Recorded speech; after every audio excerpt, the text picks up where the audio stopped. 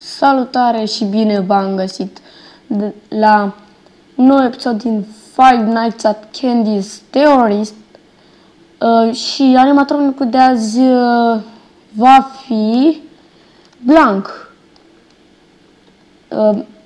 Hai să îi spunem ruta. El are o rută foarte mică, gen 2 camere. În camera 7 și după aia 2, nu știu.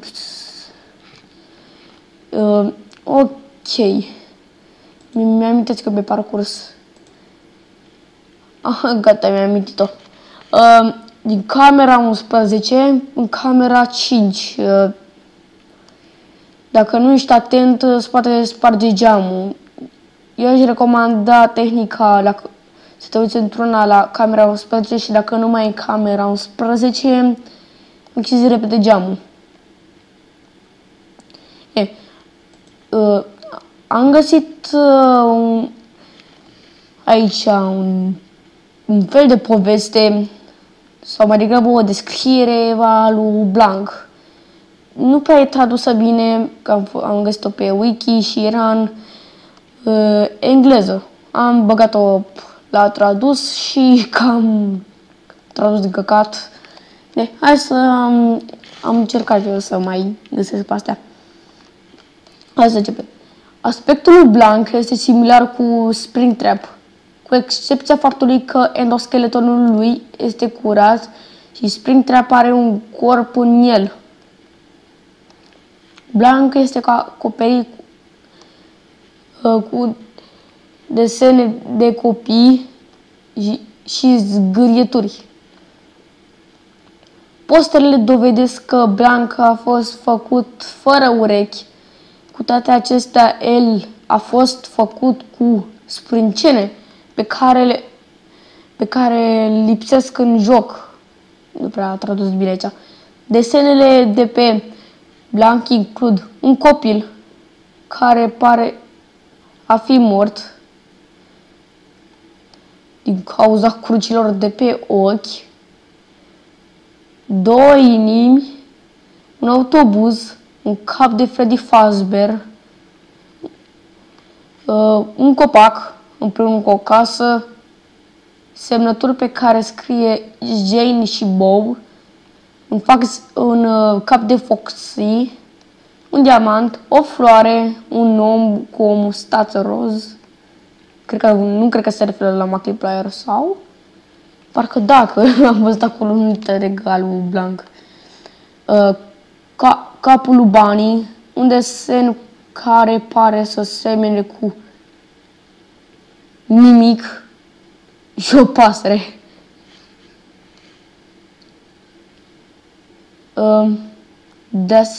De asemenea, mâna și partea din spate a capului este deteriorată cu probleme cu garda anterioară, care presupune că a fost Blanc distrus cu o cheie.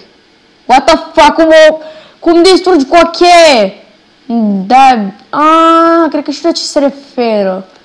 La cheie de-aia de cheie franceză de-aia. Cred că se referă la cheie de ușă. Așa. Aici știu și o poveste, stai că mi-o spun și pe mine. El era un animatronic foarte amabil. Aducea foi, creioane pentru copii. Când se terminase foile, Blanc aducea alt set și din nou așa, până a rămas fără hârtie. Copiii erau foarte dezamăgiți și un copil, altul, a început să deseneze pe el. După au început și ceilalți copii. Și și a fost scos, l-a pus acolo ca un fel de model. Dacă îl vedeți în camera 11, îl vedeți acolo atârnat. Foarte trist. Dar tot nu știu cum a fost omorât și de ce. Dar o să zic la finalul, cred că la ultimul episod din Five Nights at Candy Terrorist, cum au murit și de ce copii. Și dacă v-a plăcut, nu uitați să dați like și ne auzim data viitoare. Pa, pa!